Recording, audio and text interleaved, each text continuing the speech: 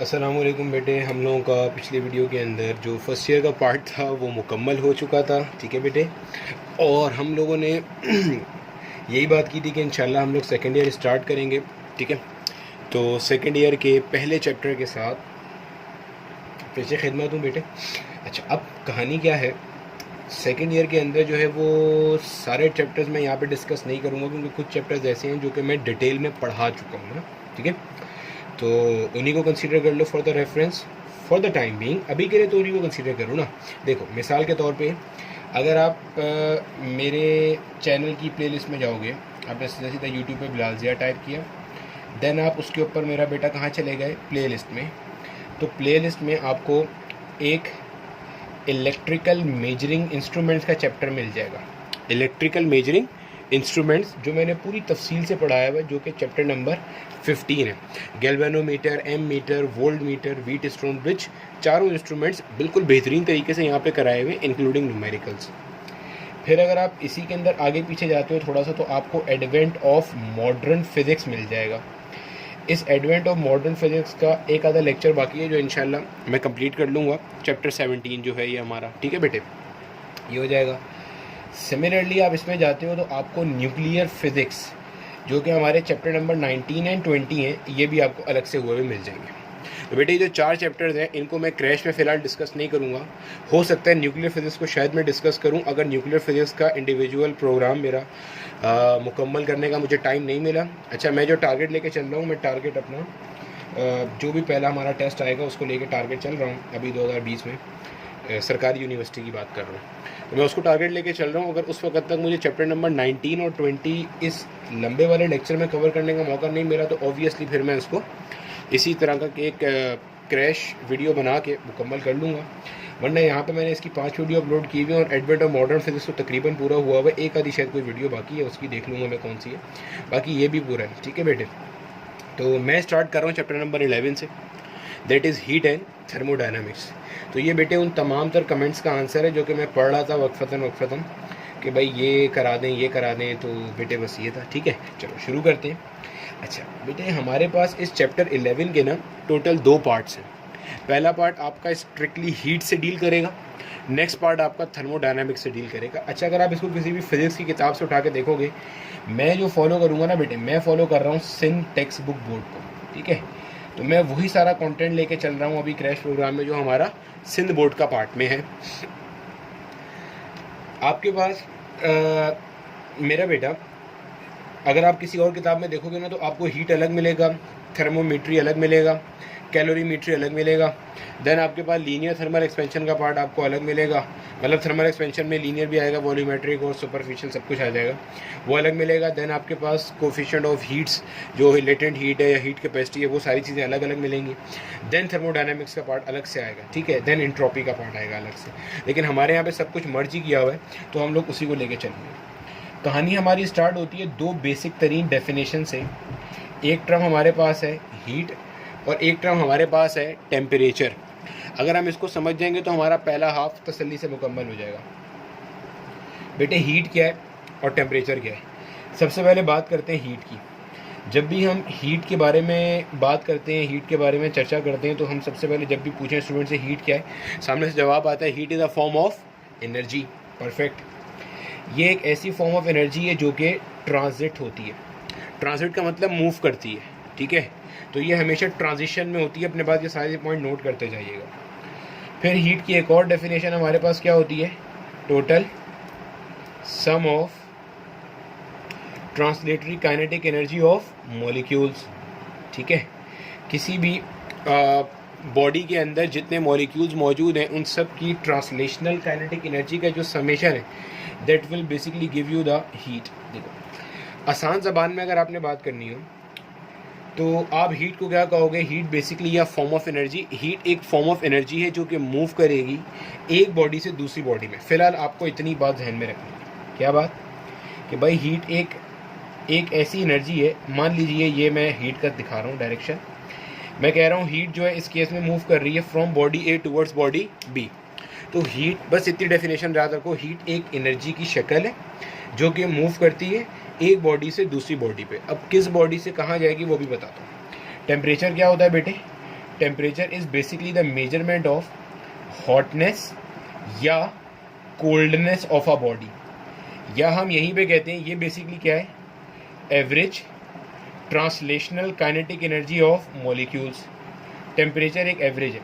और अब तुमने याद कौन सी डेफिनेशन रखनी है या समझेंगे किससे, टेम्परेचर बेसिकली क्या डिफाइन करता है, average internal energy of molecules, ये ध्यान में रखना है।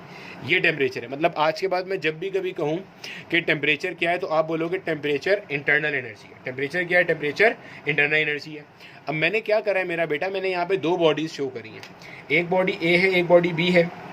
मैं कहता हूँ ए बॉडी का टेम्परेचर हाई है और बी बॉडी का टेम्परेचर लो है।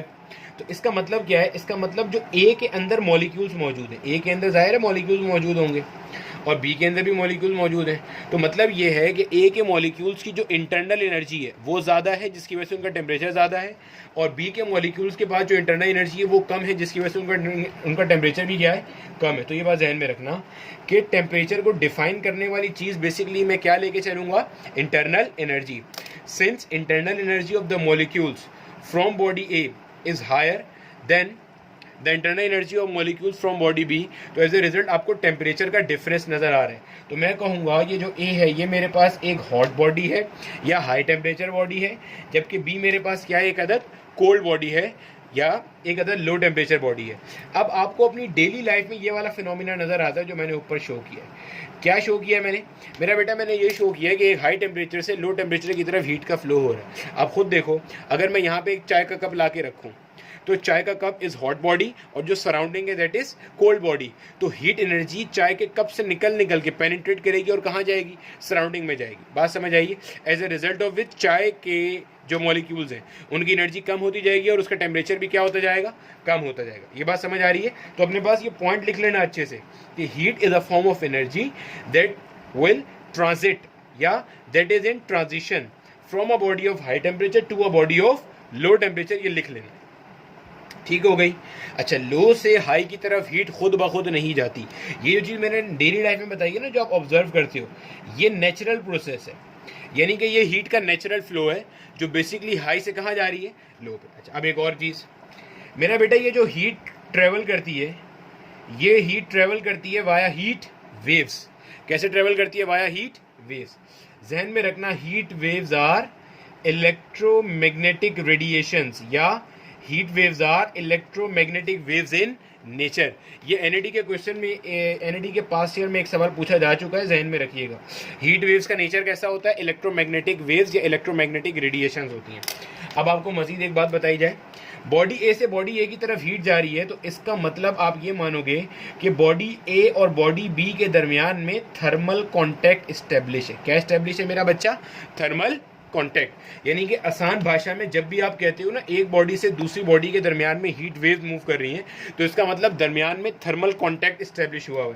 थर्मल कॉन्टैक्ट का मतलब ये है एक ऐसे मीडियम का मौजूद होना, एक ऐसे मीडियम का मौजूद होना दैट इज बेसिकली फैसिलिटेटिंग, जो कि फैसिलिटेट करेगा किसको, हीट के फ्लो को, from a body of high temperature to a body of low temperature. अब एक सवाल आता है यहाँ से, अक्सर पेपर में पूछते हैं, क्या थर्मल कॉन्टैक्ट का मतलब फिजिकल कॉन्टैक्ट है? कतई नहीं। लिख लेना कि thermal contact does not necessarily mean कि आपका फिजिकल कॉन्टैक्ट हो। मिसाल लो, आपने चूल्हा जलाया और यहाँ पे आग है और आपने आग के ऊपर बहुत दूर, इधर ऊपर चूल्हे के ऊपर कहीं ना 10 फीट के फासले पे या 5 फीट के फासले पे हाथ रखा हुआ है। आपने अपना हाथ आग के अंदर नहीं दे दिया जाके, लेकिन आपको वहाँ पे भी हीट इंटेंसिटी, हीट वेव्स की शिद्दत, तपिश महसूस होगी। क्यों? क्या आपने हाथ आग के अंदर डाल दिया? नहीं, आग के अंदर डालोगे तो ज़्यादा हो जाएगी। तो ध्यान में रखना, थर्मल कॉन्टैक्ट दरमियान में स्टैब्लिश हुआ है। थर्मल कॉन्टैक्ट के लिए नेसेसरी नहीं है फिजिकल कॉन्टैक्ट का होना। सिंपल क्या, एक ऐसे मीडियम का स्टैब्लिश हो जाना जिसकी वजह से क्या हो जाएगा आपके पास, एक ऐसे अच्छा मीडियम भी प्रॉपर टर्म नहीं है, एक ऐसे इन्वायरमेंट का स्टैब्लिश हो जाना जिसकी वजह से हीट वेव्स फ्लो कर पा रही है। ठीक है, क्योंकि हमें पता है सन से हमारे पास अर्थ के ऊपर हीट एनर्जी आ रही है, दरमियान में कोई मीडियम नहीं है, इसलिए मैंने बोला ज़्यादा अच्छा टर्म क्या यूज़ कर लो, इन्वायरमेंट। बेटे बेसिक्स क्लियर है। हीट क्या है? फॉर्म ऑफ एनर्जी है। हीट क्या चीज़ है? Total sum of translational kinetic energy of molecules है। एक ऐसी फॉर्म ऑफ एनर्जी है जो कि हाई टेम्परेचर से लो टेम्परेचर की तरफ खुद ब खुद जाती है, हमें कुछ नहीं करना पड़ता, ये उसका नेचुरल प्रोसेस है। ठीक है बेटे, अब हीट का हमारे पास यूनिट क्या होता है बेटे, चूंकि हीट फॉर्म ऑफ एनर्जी है तो वही सारे यूनिट होंगे जो एनर्जी के होते हैं। जूल होता है, सिमिलरली BTUs होते हैं, सिमिलरली अर्ग होता है, सिमिलरली इलेक्ट्रॉन वोल्ट होता है, ठीक है। सिमिलरली और कौन सा हो सकता है,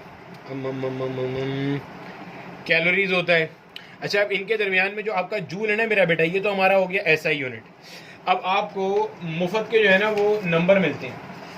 आपको मुफ्त के नंबर किस चीज़ के मिलते हैं कि आपको जो इनके दरमियान के रिलेशन है ना ये पता होने चाहिए। मिसाल के तौर पे आपको पता होना चाहिए कि भाई जो एक कैलोरी है ना दैट इज़ 4.184 जूल, या आसान भाषा में 4.2 जूल है। जो एक इलेक्ट्रॉन वोल्ट है ना that is 1.6 power -19 joules. Similarly जो एक BTU है ना दैट इज़ 1055 जूल्स। एक अर्क का मैंने पीछे बताया हुआ है, मेरा ख्याल है वर्क पावर एनर्जी में बताया, तो वीडियो देख लेना वर्क पावर एनर्जी की। सिंपल यूट्यूब पे जाके देखना work power energy by Bilal Zia, पता चल जाएगा बेटे, ठीक है। अगर नहीं देखनी तो ये तुम लोगों का होमवर्क है, ठीक है बेटे, इसको निकाल लेना। ये फ्री फंडाल के नंबर हैं जो आपको मिल जाते हैं, ठीक है। अच्छा, अब हीट चूंकि आपके पास एक फॉर्म ऑफ एनर्जी है, हीट चूंकि हमारे पास क्या है, फॉर्म ऑफ एनर्जी, और इसकी डायमेंशन वही होगी जो डायमेंशन वर्क डन की होती है या जो डायमेंशन एनर्जी की होती है, जहन में रखिएगा ये बात भी। और चूंकि तमाम एनर्जीज आपके पास स्केलर क्वांटिटी है, वैसे ही आपके पास ये हीट भी एक अदर क्या है, स्केलर क्वांटिटी, कोई डायरेक्शन इसके पास नहीं है, ठीक है बेटे। चलो अब एक और बात समझने की कोशिश करते हैं ज़रा। अभी तक हमने ये बात तो इस्टेब्लिश कर ली कि जब कभी भी टेम्परेचर डिफरेंस होगा दो बॉडीज के दरमियान में, whenever there will exist a difference of temperature between two bodies, then heat will flow from a body of high temperature to a body of low temperature.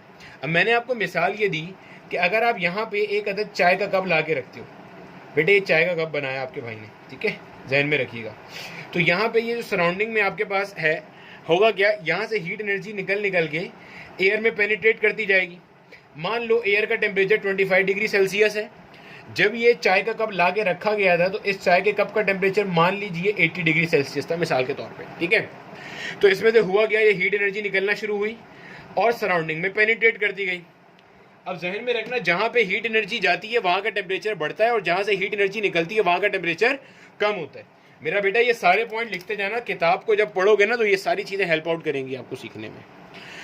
लेकिन आपके पास जो एयर है ना, एयर, ये जो सराउंडिंग है, ये एक इनफाइनाइट किस्म की सराउंडिंग है। ये क्या है, एक इनफाइनाइट किस्म की सराउंडिंग है। इनफाइनाइट किस्म की सराउंडिंग को हमारी थर्मोडायनामिक्स की ज़बान में हम सिंक कहते हैं। क्या कहते हैं, सिंक। सिंक मेरा बच्चा कोई ऐसी सराउंडिंग होती है जिसमें आप जितनी मर्जी हीट को ठूसते चले जाओ लेकिन उसकी अपने टेम्परेचर में इजाफा नहीं होगा। मिसाल के तौर पे मैं अगर चाय का कप यहाँ पे ला के रखता हूँ तो ऐसा नहीं है कि जो मेरा सराउंडिंग है, कमरे का एनवायरनमेंट है, वो बेसिकली गर्म हो जाएगा, वो तपना शुरू हो जाएगा या उसमें पसीने आना शुरू हो जाएंगे। मुझे ऐसा कुछ नहीं हो रहा। अगर ऐसा होता तो सर्दियों में हम लोग हीटर की जगह पे इसी को चाय के कप को ला के यूज़ कर लेते, ठीक है, जहन में रखना। तो हो रहा क्या है, यहाँ से हीट निकलेगी, लेकिन ये चूंकि एक फाइनाइट सोर्स है, ये जो चाय का कप है ये इनफाइनाइट सोर्स नहीं है, ये क्या है, फाइनाइट सोर्स है। जब यहाँ से हीट एनर्जी निकलेगी तो इसका टेम्परेचर क्या होगा, गिरना शुरू होगा। गिरते गिरते गिरते कितना हो जाएगा, 25 डिग्री सेल्सियस। अब मुझे बताओ, जब इसका टेम्परेचर भी 25 हो गया और बाहर का टेम्परेचर भी 25 है, दोनों का टेम्परेचर मीट कर गया, अब क्या मजीद हीट चाय के कप से निकल के जाएगी? बिल्कुल भी नहीं जाएगी। ये बात जहन में रखना।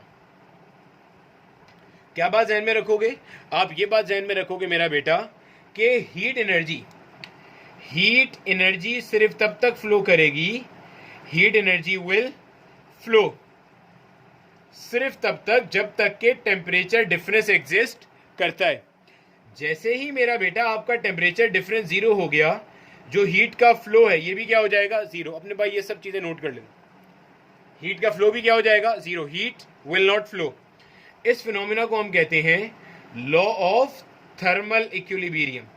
हम कह रहे हैं कि हमारे पास थर्मल इक्विलिब्रियम अचीव हो गया है। मेरे बेटा आप में से कोई ऐसा बंदा तो नहीं है ना जिसने चाय का कप ला के रखा, उसे हीट एनर्जी निकलते निकलते इसकी कुल्फी जम जाए, ये 0 डिग्री पे आ जाए? नहीं, हीट उतनी ही निकल सकती है कि इसका टेम्परेचर और सराउंडिंग का टेम्परेचर क्या हो जाए, बैलेंस हो जाए, मैच कर जाए, मीट कर जाए। ये फिनोमिना क्या कहलाता है, लॉ ऑफ थर्मल इक्विलिब्रियम। यहाँ से एक बात तो समझ में आ गई, कि अगर आप कभी भी एक हाई टेम्परेचर और एक लो टेम्परेचर बॉडी को ला के रखते हो और एक ऐसी जगह ला के रखते हो कि दरमियान में थर्मल कॉन्टैक्ट है, तो हाई से लो की तरफ क्या होगी, हीट फ्लो करेगी और उस वक्त तक करती रहेगी जब तक कि दोनों का टेम्परेचर क्या ना हो जाए, सेम ना हो जाए। Got my point? ये सब लिख लेना, ठीक है बेटे। तो जब टेम्परेचर सेम हो जाएगा तो उस सेम टेम्परेचर को हम कहते हैं इक्विलिब्रियम टेम्परेचर। क्या कहते हैं? Equilibrium temperature. अब एक और चीज, जो हाई टेम्परेचर बॉडी का इनिशियल टेम्परेचर होगा ये ज्यादा होगा इक्विलिब्रियम से, और जो लो टेम्परेचर बॉडी का इनिशियल टेम्परेचर होगा ये कम होगा इक्विलिब्रियम से। मेरा बच्चा ये कतई रॉकेट साइंस नहीं है, गौर से देखो। हाई टेम्परेचर बॉडी जब अपने अंदर से हीट निकालेगी तो बाद का टेम्परेचर क्या होगा, कम होगा। तो मैंने यही लिखा है कि इसका इनिशियल ज्यादा होगा और बाद वाला कम होगा। जो लो गेन करेगी हीट तो इसका बाद वाला ज्यादा होगा और पहले वाला क्या होगा, कम होगा। ये सब बातें देखते जाना, न्यूमेरिकल सॉल्व करने में बहुत हेल्प मिलेगी, ठीक है बेटे। अच्छा, और कोई चीज जो मुझे यहाँ समझनी हो, बतानी हो? हीट हम कैसे डिफाइन करेंगे? हीट वो एनर्जी है जो कि मूव करेगी एक बॉडी दूसरी बॉडी में। अच्छा, दूसरा टेम्परेचर को कैसे डिफाइन करेंगे? टेम्परेचर इंटरनल एनर्जी से पता चलता है, ठीक है बेटे। दोनों अलग अलग चीजें ध्यान में रखेंगे अब हम। ठीक हो गया भाई, चलो अब आओ जरा टेम्परेचर पे। बेटे टेम्परेचर को मेजर करने के लिए जो डिवाइस हम यूज करते हैं दैट इज थर्मामीटर्स, ध्यान में रखना। सिमिलरली हीट को मेजर करने के लिए जो डिवाइस हम यूज करते हैं दैट इज कैलोरीमीटर्स, ध्यान में रखना। हीट किससे मेजर होती है? कैलोरीमीटर से। और आपके पास जो आपका वो है, क्या कहना चाहिए, आपका जो वो है टेम्परेचर है, ये किससे मेजर होता है मेरा बेटा? थर्मामीटर से। आपके टेम्परेचर का जो बेसिकली यूनिट है, कॉमन यूनिट्स, ये नहीं कह रहा सिर्फ यही है दुनिया में, डिग्री सेल्सियस, डिग्री फ़ारेनहाइट और kelvin. Degree Celsius, degree Fahrenheit और केल्विन। ये जो डिग्री फ़ारेनहाइट है आपकी बॉडी का जो नॉर्मल ह्यूमन बॉडी का टेम्परेचर होता है मेरा बेटा। नॉर्मल ह्यूमन बॉडी का टेम्परेचर होता है ना 98 पॉइंट समथिंग। अगर कभी ज़्यादा हो जाए तो हम कहते हैं 102 डिग्री हो गया, 103 डिग्री हो गया। वो नॉर्मल ह्यूमन बॉडी का टेम्परेचर किस में होता है? डिग्री फ़ारेनहाइट में। गलती से भी वो डिग्री सेल्सियस में नहीं होता बेटे। इसको ऐसे याद रख लेना मेरा बच्चा कि डिग्री सेल्सियस में ना 100 पे पानी बॉयल कर जाता है। तो अगर खुदा ना खास्ता 100 तुम्हें टेम्परेचर हो गया तो तुम पता नहीं क्या क्या बॉयल कर देगा तुम्हारा, ये तुम सोच लो, ठीक है। तो नॉर्मल ह्यूमन बॉडी का टेम्परेचर जो हम डॉक्टर को जाके बताते हैं ना, मुझे बुखार हो गया है, डॉक्टर वही हमें पुरानी सड़ी हुई गोलियाँ पकड़ा देते हैं, तो वो बेसिकली क्या होता है, वो डिग्री फ़ारेनहाइट में चल रहा होता है सारा हिसाब किताब, ठीक है। अब मेरा बेटा हम लोग थर्मामीटर्स को कैसे कैलिब्रेट करते हैं, तो अपने पास हेडिंग लगा लो, कैलिब्रेशन ऑफ थर्मामीटर्स। बेटे थर्मामीटर्स को कैलिब्रेट करने का स्टैंडर्ड तरीका है, दुनिया में तमाम थर्मामीटर हम इसी तरह से यूज़ करते हैं। तो अगर आपको कोई इन तीन के अलावा कोई चौथा थर्मामीटर भी दिया जाए चौथे स्केल का, तो उसको भी आप ऐसे ही बनाओगे। बेटे आपके पास 2 पॉइंट्स होते हैं, एक कहलाता है लो पॉइंट, एक कहलाता है हाई पॉइंट।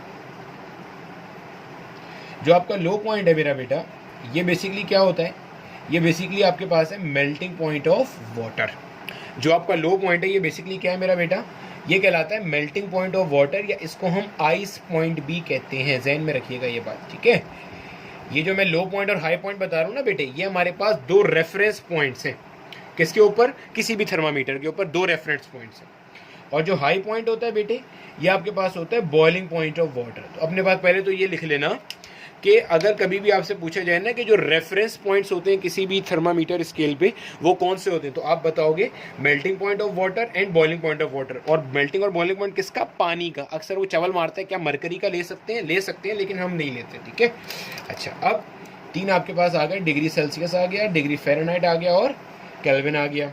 यहाँ पे मैं एक और डब्बा बनाऊंगा, इस डब्बे में मैं लिखूंगा divisions, standard number of divisions on the scales, ठीक है। अच्छा, अब स्टैंडर्ड नंबर ऑफ डिवीजन निकालने का तरीका क्या होता है बेटे? Boiling point minus melting point. तो आपने सिंपल बॉइलिंग पॉइंट में से मेल्टिंग पॉइंट को क्या कर देना है? माइनस कर देना है। अच्छा, डिग्री सेल्सियस का लो पॉइंट यानी कि मेल्टिंग पॉइंट, पानी कहाँ पे मेल्ट करता है? 0 डिग्री सेल्सियस पे। बॉयल कहाँ पे करता है बेटे? 100 डिग्री सेल्सियस पे। सोनली अगर फ़ारेनहाइट पे यही काम करें तो फ़ारेनहाइट में 32 डिग्री फ़ारेनहाइट के ऊपर आपका जो पानी है वो मेल्ट कर जाएगा, यानी कि सॉलिड से लिक्विड में कन्वर्ट हो जाएगा। यहाँ पे यही काम किस में होता है? 212 डिग्री फ़ारेनहाइट में। यहाँ देखेंगे केल्विन में यही हरकत 273 केल्विन और 373 केल्विन। अब बेटे अगर मुझे नंबर ऑफ डिविजन्स निकालने हैं तो नंबर ऑफ डिविजन कैसे निकालेंगे, इन दोनों को माइनस कर दो, high point minus low point. तो 100 माइनस 0 कितना आया 100, यहाँ 212 माइनस 32 कितना आया 180, ये भी कितना आया 100। यानी कि आपको नज़र आ रहा है 100 डिविजन है डिग्री सेल्सियस स्केल पे, 180 डिवीजन है डिग्री फ़ारेनहाइट पे। बेटा डिवीजन तो समझते हो ना अंग्रेज़ के बच्चों, वो जो डब्बे डब्बे डब्बे डब्बे डब्बे बनते हैं ना, दैट आर डिविजन्स। ठीक है, अगर मैं तुम्हें दिखाना चाहूँ, यहाँ मेरा स्केल हुआ करता है जो किसी ने मेरे ख्याल आगे पीछे कर दिया, नहीं ये पड़ा हुआ, ये देखो नज़र आ रहे, ये देखो ये डब्बे नज़र आ रहे, ये 5 और 6 के दरम्यान में मान लो एक डब्बा है, 5 और 6 नज़र आया आया आया आया आया आया। अब तो कंफर्म आ रहा होगा, देखो ये देखो ये 5 और 6 के दरमियान में ये मैं एक बड़ा डब्बा कंसीडर करूंगा, ये एक बड़ा डब्बा है, ये एक बड़ा डब्बा है। अब इसमें ये जो छोटे छोटे ब्लॉक्स हैं ना, ये सब डिविजन्स कहलाते हैं, जहन में रखना। तो बिल्कुल ऐसे ये जो बड़े बड़े ब्लॉक्स हैं ना, ये डिग्री सेल्सियस पे 100 हैं, फ़ारेनहाइट पे 180 और केल्विन में 100 है। अब उसमें छोटे छोटे एक डिवीजन में फर्दर सब 10 डिवीजन बनाए हुए कि 20 सब डिवीजन बनाए हुए, वो मैन्युफैक्चरर की अपनी मर्जी है, उसका हमसे कोई ताल्लुक ही नहीं है, कोई लेना देना ही नहीं है। ठीक है, तो मुझे नज़र आ रहा है 100 divisions on degree Celsius scale correspond करते हैं 180 divisions on degree Fahrenheit scale. ठीक है, अब अगर मैं यहां से एक डिवीजन के लिए बात करूं तो यहां पे 100 है, 100 से डिवाइड करूंगा, यहां 100 से डिवाइड करूंगा, तो बनेगा एक डिवीजन डिग्री सेल्सियस का बराबर है 1.8 डिवीजन डिग्री फ़ारेनहाइट के। मतलब समझे नहीं समझे? चलो अब मैं समझाता हूं जरा। जो इंफॉर्मेशन डिग्री सेल्सियस का एक डिवीजन शो कर रहा है, वही इंफॉर्मेशन डिग्री फ़ारेनहाइट का 1.8 डिवीजन शो कर रहे हैं। या ऐसे कर लो, जब डिग्री सेल्सियस में एक डिवीजन का चेंज आएगा तो डिग्री फ़ारेनहाइट पे 1.8 डिवीजन का चेंज आएगा। अभी भी नहीं समझे? चलो एक आसान सी एग्जांपल लेते हैं। मान लो मेरे पास एक कमरा है, उस कमरे को पूरा पैक करूं तो उसमें 20 चेयर्स आती हैं। कितनी चेयर्स आती हैं? 20 चेयर्स आती हैं। मतलब एक कमरा है, क्लासरूम समझ लो, एक क्लासरूम है, उसे मैं पूरा पैक कर दूं तो उसमें 20 चेयर्स की कैपेसिटी है। अच्छा, अब अगर मैं वो वाली चेयर्स निकालूं और एक दूसरे बंदे की चेयर्स लाके लगाऊं, पहले बंदे का नाम ए रख दो, दूसरे बंदे का नाम बी रख दो, जब मैं बी वाले बंदे की चेयर लाके लगाता हूं, फिर पूरा कमरा पैक करता हूं, तो अब उस कमरे में 25 चेयर्स आती हैं। पहले कितनी आ रही थी? ए की 20, बी मैन्युफैक्चरर की कितनी आ रही है? 25। अब आपने दोनों में से कोई चेयर नहीं देखी हुई, लेकिन क्या आप ये बात अखज़ कर सकते हो कि जो ए मैन्युफैक्चरर की चेयर है 20, जो 20 आ रही थी, वो एक चेयर साइज में बड़ी है एज कंपेयर टू उस चेयर की जो 25 आ रही है? बिल्कुल, क्योंकि वो 20 आ रही थी और ये क्या आ रही है? 25। अब जरा यही बात समझना मेरा बेटा, ये मेरे पास है डिग्री सेल्सियस स्केल, ये मेरे पास है degree Fahrenheit scale. Degree Celsius में लो पॉइंट से हाई पॉइंट के दरमियान में, लो पॉइंट से हाई पॉइंट के दरमियान में 100 डिवीजन आए हुए। डिग्री सेल्सियस में लो पॉइंट से हाई पॉइंट के दरमियान में 100 डिवीजन है, जबकि डिग्री फ़ारेनहाइट में वही लो पॉइंट है। बेटे पानी का ही मेल्टिंग पॉइंट और पानी का ही बॉइलिंग पॉइंट है ना, लो पॉइंट और मेल्टिंग पॉइंट तो चेंज नहीं हो गया। तो लो पॉइंट और हाई पॉइंट के दरमियान कितने डिवीजन आए हुए? 180 डिवीजन आए हुए। यहां पे कम नंबर ऑफ डिवीजन है, यहां ज्यादा है। इसका मतलब फ़ारेनहाइट का एक डब्बा छोटा है और डिग्री सेल्सियस का एक डब्बा बड़ा है, तभी तो कम डब्बे आ रहे हैं और यहां तभी तो ज्यादा डब्बे आए। तो अपने पास लिख लेना, एक डिवीजन डिग्री सेल्सियस का बड़ा होता है एज कंपेयर टू एक डिवीजन डिग्री फ़ारेनहाइट। चाहो तो ये भी लिख लेना, डिवीजन फ़ारेनहाइट जो होता है वो सबसे छोटा डब्बा होता है। फ़ारेनहाइट का डब्बा सबसे छोटा होता है और डिग्री सेल्सियस का डब्बा बड़ा होता है अपने पास। Keep the thing in mind. ठीक है, मैं फिर समझा देता हूं। यहाँ पे इसी गिवन गुंजाइश के अंदर 180 डिवीजन आ रहे हैं तो ये छोटे डब्बे हैं, यहाँ पे इसी गिवन गुंजाइश में 100 डब्बे आ रहे हैं तो ये बड़े डब्बे हैं। मेरा बेटा बात समझ में आई है? ठीक है, पहले बड़ा। अच्छा, अब मजीद यहाँ देखो, यहाँ 100 डिवीजन है, यहाँ 180, यहाँ 100 डिवीजन। ये 100 डिवीजन जो बात बता रहे हैं वही 180 डिवीजन बता रहे हैं। इसको ऐसे समझ लो, मैं तुम्हें, मेरा बेटा गौर से सुनो, मैं तुम्हें 20 रुपए के 5 नोट ला के देता हूं। 20 रुपए के कितने नोट दिए? 5। या मैं तुम्हें 50 रुपए के 2 नोट ला के देता हूं, या मैं तुम्हें 100 रुपए का 1 नोट ला के देता हूं। बताओ तुम किस केस में सबसे ज्यादा खुश होगे इन तीन में से? तुम बोलोगे सर आप अजीब बात कर रहे हैं, जब आपने 20 रुपए के 5 नोट दिए तब भी मेरे पास वैल्यू कितनी आई? 100 रुपए। जब 50 के 2 नोट दिए तब भी वैल्यू कितनी आई? 100 रुपए। जब 100 का 1 नोट दिया तब भी वैल्यू कितनी आई? 100 रुपये। सर खुशी का क्या मायना, मेरे पास तो तीनों केस में एक ही वैल्यू आई। यहाँ 20 के 10 नोट देते तो कोई बात बनती, यहाँ 50 के 10 देते तब कोई बात थी, लेकिन मेरे पास तो हर केस में वैल्यू कितनी आ रही है, सेम आ रही है। यहाँ पे नंबर्स भले अलग अलग है, लेकिन इन सब की जो क्वांटिटी है, इन सब की जो वैल्यू है, मार्केट वैल्यू है, ये कैसी है, सेम है। नंबर भले अलग अलग है। तो बस मेरा बच्चा यही बात यहाँ जहन में रखना, ये 0 से 100 हो, नंबर तुम्हें अलग अलग दिख रहा है। 0 यहाँ पे मेल्टिंग पॉइंट ऑफ वाटर है और 100 यहाँ पे बॉइलिंग पॉइंट ऑफ वाटर है। मेल्टिंग पॉइंट ऑफ वाटर को ऐसे समझ लो, ये इंटरनल एनर्जी की स्टेट को चेंज शो कर रहा है, जहां पे आपका सॉलिड किस में कन्वर्ट हो रहा है, लिक्विड में। और ये जो बॉइलिंग पॉइंट है ये शो कर रहा है जिसमें लिक्विड किस में कन्वर्ट हो रहा है, गैस में। आप में जो जितने लोगों ने केमिस्ट्री ढंग से पढ़ी, आपने पढ़ा होगा ना, जो मेल्टिंग पॉइंट होता है ये क्या होता है। जब आपके पास इंटरनल एनर्जी थी वो इस काबिल, मतलब आपके पास देखो आप क्या करते हो, आपके पास इंटरनल एनर्जी सॉलिड में मॉलिक्यूल्स की जितनी होनी थी वो हो गई है। अब मजीद अगर बढ़नी है तो उसके लिए स्टेट को चेंज करना पड़ेगा। तो ये बात पढ़ते हो ना, ये बेसिकली मेल्टिंग पॉइंट एक किस्म की इंटरनल एनर्जी की स्टेट को डिफाइन कर रहा होता है। ये जो मेल्टिंग पॉइंट ऑफ वाटर है क्या कर रहा है, इंटरनल एनर्जी की स्टेट को डिफाइन कर रहा है। तो इंटरनल एनर्जी की स्टेट को डिग्री सेल्सियस पे 0 का नंबर शो कर रहा है, और सेम इस पे कौन शो कर रहा है, 32। सेम इस पे कौन शो कर रहा है, 273। जहन में रखना, ये 32 डिग्री फ़ारेनहाइट या 273 केल्विन या 0 डिग्री सेल्सियस, तीनों का मतलब एक ही स्टेट है इंटरनल एनर्जी की। सिमिलरली यहाँ पे 100, 212 या 373, तीनों का मतलब एक ही स्टेट है इंटरनल एनर्जी की। जहन में रखना, ठीक है मेरा बेटा, बात समझ में आ गई। अच्छा, अब यहाँ पे जो मैंने बात बताई थी कि जब डिग्री सेल्सियस में एक डिवीजन का चेंज आएगा तो फ़ारेनहाइट में कितने का आएगा, 1.8 डिवीजन का। अब जरा इसका एक न्यूमेरिकल देखते हैं, और न्यूमेरिकल में हमसे क्या पूछा जाता है वो समझने की कोशिश करते हैं, ठीक है बेटे। चलो समझो जरा। मान लो आपको कहता है आपके पास डिग्री सेल्सियस में,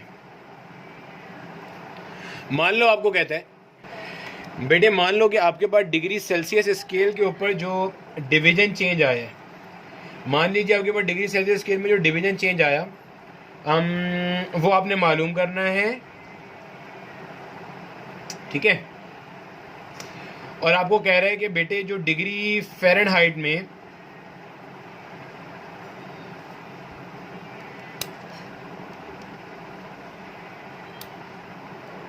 ये ऐसा कर लो, डिग्री सेल्सियस का आपको डिवीजन चेंज बता दिया इसने, मान लो 25 बता दिया, और डिग्री फ़ारेनहाइट का आपको क्या करना है, मालूम करना है। बेटे पास का क्वेश्चन था, वरना मैं कोई भी बना देता यहाँ पे। डिग्री सेल्सियस का डिवीजन चेंज आपको बता दिया और यहाँ आपको मालूम करना, ठीक है। आपको कह रहा है कि आपने, अच्छा डिवीजन चेंज का मतलब क्या होता है ये भी समझ लो मेरा बेटा। मान लो ये आपका डिग्री सेल्सियस का थर्मामीटर है ये वाला, और ये आपका डिग्री फ़ारेनहाइट का थर्मामीटर है। मान लो स्टार्ट में यहाँ पे वैल्यू थी 0 डिग्री से, मिसाल दे रहा हूँ सिर्फ, मान लो स्टार्ट में वैल्यू क्या थी, 0 degree Celsius.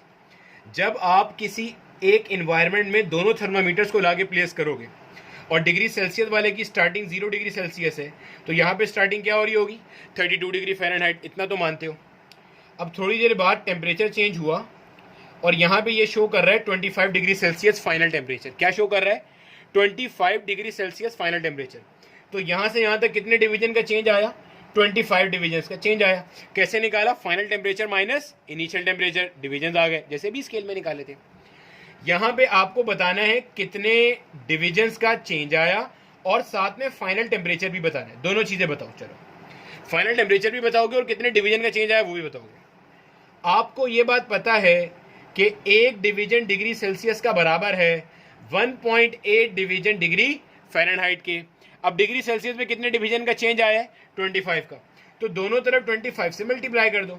25 division change on degree Celsius बराबर होगा 1.8 multiply by 25 division change on degree Fahrenheit.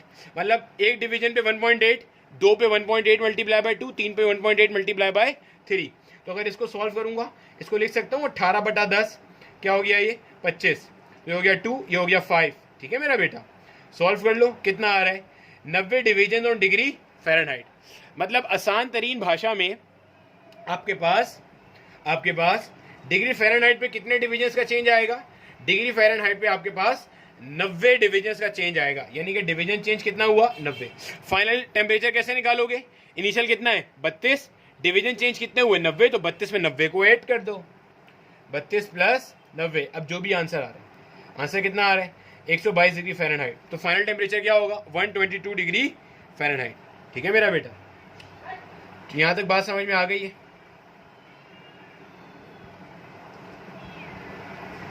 ना ना ना ना ना ना बेटे, इसको 2 से डिवाइड भी तो करना था। एक तो मैं 2 से डिवाइड करना अक्सर भूल जाता हूँ। 2 से डिवाइड करो तो 2 1 ज़ा और 2 45 ज़ा, तो कितने डिवीजन का चेंज आया यहाँ पे? 45 डिवीजन का चेंज आया। ठीक है, नंग नंग नंग नंग नंग 45 45 45, यहाँ 45 आएगा, इसमें 45 ऐड होगा। जब 45 ऐड करोगे तो मेरा बेटा जो फाइनल टेम्परेचर आएगा वो कितना आएगा? 77 डिग्री फ़ारेनहाइट। ठीक है, वो अगर यहाँ 50 डिवीजन होते ना तो वो आंसर आता, पर गलती हो गई। ठीक है बेटे, चलो यहाँ तक बात समझ में आई। ठीक है, चलो एक और सवाल से ना बात को समझने की कोशिश करते हैं।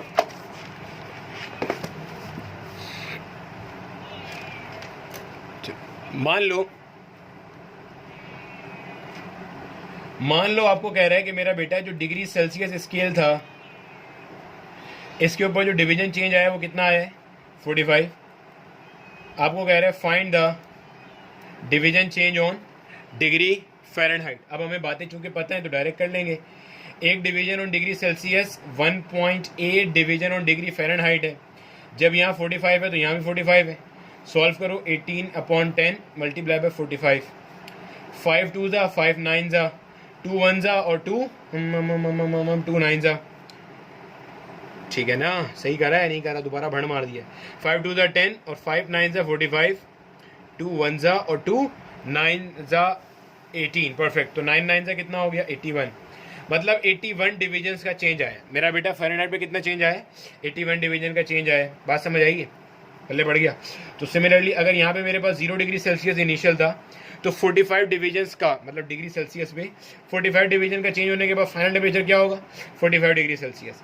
अब यही अगर मैं डिग्री फ़ारेनहाइट में देखूँ, 32 डिग्री फ़ारेनहाइट मेरा इनिशियल टेम्परेचर था। ठीक है बेटे, जब इसमें यहाँ पे 45 डिवीजन चेंज आया, यहाँ पे कितना चेंज आएगा?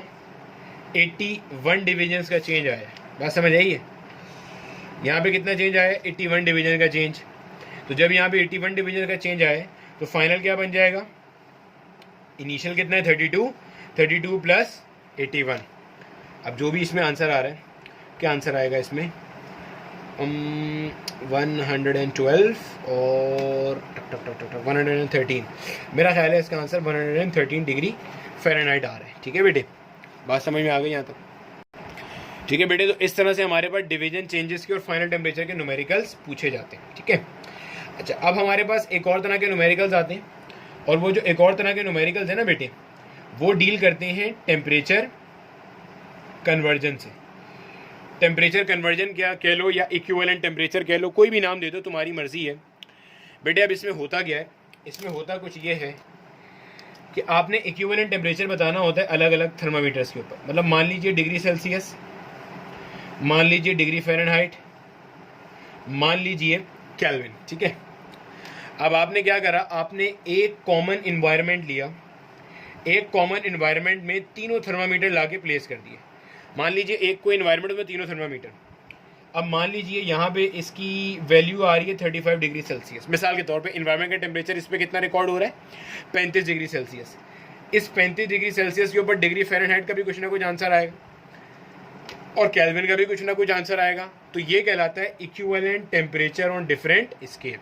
मतलब 35 डिग्री सेल्सियस का इक्विवेलेंट यहाँ और यहाँ। अब मेरा बेटा इसके लिए आपने फॉर्मूले याद करे होंगे 5/9 और 9/5 वाले। मैं आपको मना करूँगा कि ऐसा कोई भी फॉर्मूला याद मत करिएगा, मैं आपको ये फॉर्मूला बनाना सिखा देता हूँ। तो उससे होगा क्या कि अगर कोई चौथा स्केल भी आ जाए तो आप आसानी से इसी फॉर्मूले को यूज़ करते हुए कर लोगे। बेटे जनरल फॉर्मूला लिख रहा हूँ, temperature on scale minus ice point on scale. बेटे आइस पॉइंट से मुराद वही आपका लो पॉइंट होता है, divided by number of divisions. ये मेरा बेटा हमारे पास क्या चीज़ है? ये मेरा बेटा हमारे पास कह लो कि एक किस्म का जनरल फॉर्मूला है जो कि हम लोग यूज़ करते हैं। ठीक है, अब अगर मैं डिग्री सेल्सियस पे यही फॉर्मूला ला के लिख दूँ, मेरा बेटा क्या बनेगा? Temperature on degree Celsius minus ice point on degree Celsius. Ice point कितना है? 0। आपके वो 5/9 और 9/5 वाले फॉर्मूले भी यहीं से ड्राइव हुए थे। नंबर ऑफ डिवीजन इस पे कितने हैं? 100। अभी पीछे पढ़ा है ये सारी चीज़ें। सिमिलरली डिग्री फ़ारेनहाइट पे देखो, temperature on degree Fahrenheit, temperature on scale की जगह, माइनस आइस पॉइंट क्या है बेटे 32 डिग्री फ़ारेनहाइट, अपॉन कितने हैं यहाँ पे 180। सिमिलरली अगर केल्विन की बात कर ली जाए, temperature on kelvin minus ice point, मेरा बेटा इसका आइस पॉइंट कितना है, आइस पॉइंट इसका हमारे पास है 273 kelvin, divided by number of divisions कितने हैं बेटे 100। अच्छा, पीछे एक बात मैं बताना भूल गया हूँ, मैं भूल ही जाऊंगा, जरा यहाँ देख लो। एक बात तो अभी हमने पढ़ ली ना कि अगर आपका डिग्री सेल्सियस पे एक डिवीजन चेंज होता है तो फ़ारेनहाइट पे 1.8 डिवीजन चेंज होगा, और डिग्री सेल्सियस का एक डिवीजन फ़ारेनहाइट के एक डिवीजन के मुकाबले में बड़ा है। ये चीज़ तो हमने पढ़ ली, हमें नज़र भी आ गई। एक चीज़ मजीद देख लो कि बेटे आपको मैंने बताया था डिग्री सेल्सियस पे डिवीजन कितने हैं 100, सिमिलरली केल्विन पे ऊपर भी डिवीजन कितने हैं 100। ये चीज़ देख लेना ज़रा, वीडियो को रिवाइंड करके देखो, पीछे नज़र आएगा आपको। तो एक डिवीजन जब डिग्री सेल्सियस में चेंज होगा, एक डिवीजन आपका केल्विन में चेंज होगा। जो एमकेट वाले बैठे हुए ना डाओ वाले, आपके एनटीएस के 2013 के पेपर में यही सवाल आया है, ठीक है। आपको कहता है आपके पास डिग्री सेल्सियस स्केल के ऊपर डेल्टा थीटा डिवीजन्स का चेंज आता है। कितने डिवीजन्स का चेंज आता है डेल्टा थीटा। तो आपको कह रहा है कि केल्विन स्केल में कितने डिवीजन का चेंज आएगा, तो बेटे इसका एक डिवीजन इसके एक डिवीजन के बराबर है। तो अगर डिग्री सेल्सियस पे डेल्टा थीटा का चेंज आया है तो केल्विन पे भी कितना चेंज आएगा डेल्टा थीटा का, और फ़ारेनहाइट पे कितना आएगा डेल्टा थीटा इंटू 1.8। बात समझ गए होगे, ठीक है। चलो, अब अगर इक्विवेलेंट टेम्परेचर निकालना है तो आप बस इन्हें कंपेयर करोगे, आंसर आ जाएगा। सवाल लो, न्यूमेरिकल लो। मिसाल के तौर पे आपको कहा जा रहा है आपका टेम्परेचर सेल्सियस स्केल पे हो रहा है 45, बोलता है टेम्परेचर ऑन फ़ारेनहाइट निकाल दीजिए, ठीक है। आपको डिग्री सेल्सियस का टेम्परेचर दे दिया, आपको कह रहा है फ़ारेनहाइट का निकालो। चूंकि इन दोनों की बात कर रहा है, इन दोनों को उठा के कंपेयर कर लो भाई। Temperature on degree Celsius -0 divided by 100 equal temperature in Fahrenheit minus का 32 डिवाइडेड बाय 180। अब क्या करना है भाई, सिंपल है, कैलकुलेशन निकालो। यहाँ लाके वैल्यू रखो, कितनी आ गई 45, -0 खत्म, डिवाइड बाय 100 इस TF -32 डिवाइड बाय 180। 0 से 0 चला गया, जो कैंसिलेशन होती है कर लो। 2 5 ज़ा 10, 2 9 ज़ा 18, मजीद कट रहा है 5 1 ज़ा 5 9 ज़ा, ये 9 डिवाइड हो रहा है, इधर आके 9 क्या होगा मल्टीप्लाई होगा, यानी कि ये बन जाएगा 9 9 ज़ा 81 इस TF -32। इधर लाके ऐड कर लो इस बच्चे को, TF इज 81 + 32, क्या बनेगा ये बनेगा 30 + 80 कितना हुआ 110, 113 डिग्री फ़ारेनहाइट। कितना बना ये 113 डिग्री फ़ारेनहाइट। ये भी मैंने पीछे निकाला भी था, बात समझ आई बेटे। इक्विवेलेंट टेम्परेचर ऐसे करते हैं। अगर डिग्री सेल्सियस को केल्विन का बोलता तो इन दोनों को इक्वेट कर देना, फ़ारेनहाइट केल्विन का बोले इन दोनों को इक्वेट कर देना। बस ध्यान में रखना ये आपका जनरल फॉर्मूला है जो ब्लू मार्कर से लिखा हुआ है। दुनिया का कोई सवाल हो आप इससे हल कर सकते हो, कोई टेंशन आपको नहीं होगी, परेशान मत होना, ठीक है बेटे। चलो अब ज़रा आगे देख लीजिए। आपको मिसाल के तौर पे कहा जा रहा है, क्या कहा जा रहा है, मैंने 45 डिग्री सेल्सियस तो निकाल लिया, ठीक है, मैंने 45 डिग्री सेल्सियस तो निकाल लिया। अब आगे चलते हैं ज़रा भाई। मिसाल के तौर पे मैं कह रहा हूँ कि टेम्परेचर ऑन डिग्री सेल्सियस आपको दिया हुआ है -40, find the temperature on degree Fahrenheit, ठीक है, ये आपको दिया हुआ है। चाहो तो वीडियो पॉज करके सॉल्व कर लो। TC -0 डिवाइड बाय 100 इस TF -32 डिवाइडेड बाय 180, ठीक है बेटे। TC की जगह क्या आएगा -40 -0 खत्म, अपॉन में आ गया 100, TF -32 डिवाइड बाय 180। सॉल्व करो, 0 से 0 गया, 2 5 ज़ा 10 और 2 9 ज़ा 18, 5 1 ज़ा और 5 8 ज़ा बेटे, 5 1 ज़ा और 5 8 ज़ा कितना होता है 40, मल्टीप्लाई कर दीजिए यहाँ आगे, ठीक है। 8 9 ज़ा कितना हो गया 72 हो गया, ये 32 32 माइनस हो जाएगा, क्या होगा प्लस हो जाएगा। TF जब आप माइनस प्लस करोगे तो होगा क्या माइनस, और साइन माइनस का है उनके बड़े नंबर के साथ माइनस है। 72 - 32 कितना होता है 40। मतलब डिग्री, जब आप फ़ारेनहाइट वाला स्केल देखोगे मेरा बेटा, जब आप फ़ारेनहाइट वाला स्केल देखोगे तो रीडिंग कितनी आ रही होगी -40। डिग्री सेल्सियस पे भी रीडिंग कितनी थी -40। मतलब अपने पास नोट कर लेना कि -40 डिग्री वो टेम्परेचर है जहाँ पे temperature on degree Celsius and temperature on degree Fahrenheit coincide कर जाते हैं, मीट कर जाते हैं। बेटे बात समझ में आया है। -40 डिग्री सेल्सियस एक ऐसा टेम्परेचर है जहां पे ये दोनों मीट कर जाते हैं। मेरा बेटा पल्ले पड़ गई यहां तक बात? कोई टेंशन तो नहीं है? बात समझ में आ गई है? चलो जी, एक चीज अब और समझते हैं और फिर यहां से आपको एक गोल्डन एमसीक्यू क्लियर करता हूं जो कि आपके वंस अगेन आगा खान में भी आया और एमकेट के पेपर में भी आया। मान लीजिए कि आपको मालूम करना है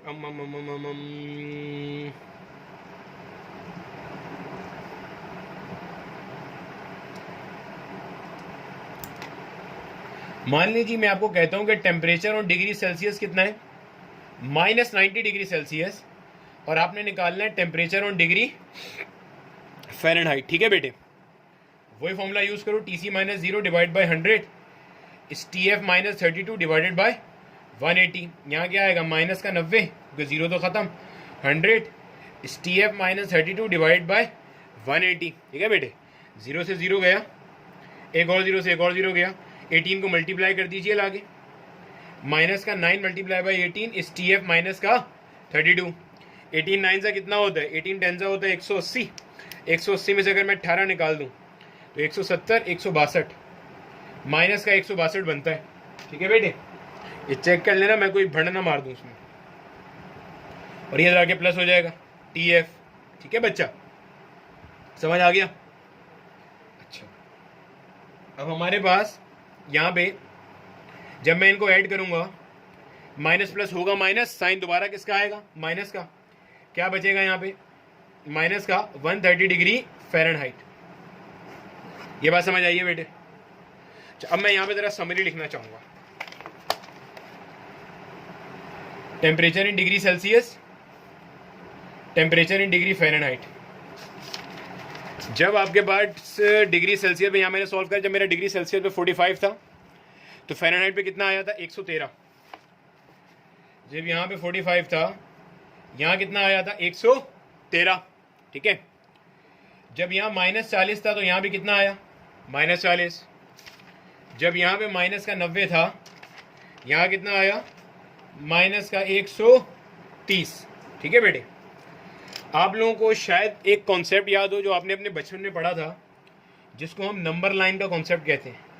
अगर ये एक नंबर लाइन है तो मेरा बेटा यहाँ 0 होता है, और जैसे जैसे आप आगे जाते हो वैल्यूज़ क्या होती जाती हैं, पॉजिटिव। मतलब यहाँ कहीं 5 आएगा, यहाँ कहीं 9 आएगा, तो हम कहते हैं 9 इज़ ग्रेटर देन 5, क्योंकि 9 नंबर लाइन में आगे आ रहा है 5 के मुकाबले में। अगर आप पीछे जाते हो, यहाँ कहीं पे आपको -4 मिलेगा, यहाँ कहीं पे आपको -15 मिलेगा। अब -15 और -4 में बड़ी वैल्यू कौन सी होगी, -4। देखो एक चीज़ क्लियर कर लो, बड़ी वैल्यू -4 होगी, -4 विल बी ग्रेटर देन -15। क्यों? क्योंकि -4 नंबर लाइन में आगे आ रहा है -15 के मुकाबले में। सिमिलरली 0 -4 से भी बड़ा है, क्यों, 0 और आगे आ रहा है। बात समझ में आ रही है? तो -4 -15 से क्या है, बड़ा है, जहन में रखना है ये बात। ठीक है, नेगेटिव नंबर में, नेगेटिव में शायद आपने पहले भी 50 बार ये बात सुनी हो, नेगेटिव में जो नंबर जितना बड़ा होता है हकीकत में वो उतना ही क्या होता है, छोटा होता है। पॉजिटिव में जो नंबर जितना बड़ा होता है हकीकत में भी वो उतना ही बड़ा होता है। बात समझ आ रही है? अब यहां देखो, यहां पे 113 बड़ा है और 45 छोटा नजर आ रहा है आपको साफ साफ, यानी कि temperature in Fahrenheit is greater than temperature in degree Celsius. हम लिख सकते हैं ऐसा, बिल्कुल लिख सकते हैं। -40 पे दोनों बराबर हो गए, और -40 से आगे जब आप जाओ तो यहां देखो, ये -130 आ रहा है, ये -90 आ रहा है। देखने वालों को लगेगा -130 बड़ा है, -90 छोटा है, जबकि एक्चुअल में ऐसा नहीं है। एक्चुअल में मेरा बेटा जब नंबर लाइन ड्रॉ करोगे, ये 0 है, -90, और यहाँ कहीं पे -130, तो नंबर लाइन में -90 आगे, नंबर लाइन में -90 आगे आएगा और -130 पीछे आएगा। तो मैं कहूँगा इस केस में, क्योंकि देखो नेगेटिव में जो नंबर जितना बड़ा होता है वो एक्चुअल में उतना छोटा होता है, तो मैं कहूँगा टेम्परेचर ऑन डिग्री सेल्सियस बड़ा है और टेम्परेचर ऑन डिग्री फ़ारेनहाइट छोटा है। तो यहाँ पे आपको बताना क्या था, बताना ये था कि अगर आप डिग्री फ़ारेनहाइट और डिग्री सेल्सियस का आपस में रिलेशन देखो ना, तो कभी भी फ़ारेनहाइट भी बड़ा होता है और डिग्री सेल्सियस छोटा होता है, कभी दोनों बराबर होते हैं, और कभी डिग्री सेल्सियस बड़ा होता है और फ़ारेनहाइट छोटा होता है। तो अपने पास ये लिख लेना, ये सवाल माजी में पूछा गया है कि temperature on degree Celsius scale is always greater than temperature on Fahrenheit scale. या temperature on Fahrenheit scale is always greater than temperature on degree Celsius scale, या दोनों बराबर होते हैं, या तीनों में से कोई भी कंडीशन पॉसिबल है। तो बेटे कोई भी कंडीशन पॉसिबल है, नजर आ रहा है। थंब रूल याद रखना, -40 आपका बेंच मार्क है, चाहो तो अपने पास लिख लेना। -40 क्या है? बेंच मार्क है। अगर -40 से आगे की तरफ जाओगे ना, पॉजिटिव साइड पे, -40 से आगे जाओगे, मतलब -40 से -39, -38, पॉजिटिव साइड पे जाओगे, 0, 20, 30, 40, 50, तो हमेशा टेम्परेचर इन फ़ारेनहाइट ग्रेटर आएगा टेम्परेचर इन डिग्री सेल्सियस से। और अगर -40 से पीछे जाओगे, मतलब मजीद नेगेटिव साइड जाओगे ना, -50, -90, तो टेम्परेचर इन डिग्री सेल्सियस हमेशा ग्रेटर आएगा किससे? टेम्परेचर इन डिग्री फ़ारेनहाइट से। और -40 पे सारे क्या आएंगे? ये बराबर आएंगे। बेटे गहरी बात कर दी, हजम करना थोड़ा मुश्किल हो जाएगा अब आपको, ठीक है बेटे, जहन में रखना है यहाँ तक। इससे पीछे जाओगे तो ये केस हो रहा होगा जो मैंने अभी एग्जांपल से साबित किया, आगे जाओगे तो वो केस हो रहा होगा। -40 पे खड़े होगे, दोनों क्या होंगे? बराबर हो जाएंगे, ठीक है बेटे। चलो, ये हमारा पहला टॉपिक था जो थर्मामीटर से डील कर रहा था। नेक्स्ट टॉपिक में इंशाल्लाह थर्मल एक्सपेंशन से स्टार्ट करेंगे, ठीक है बेटे। चलो।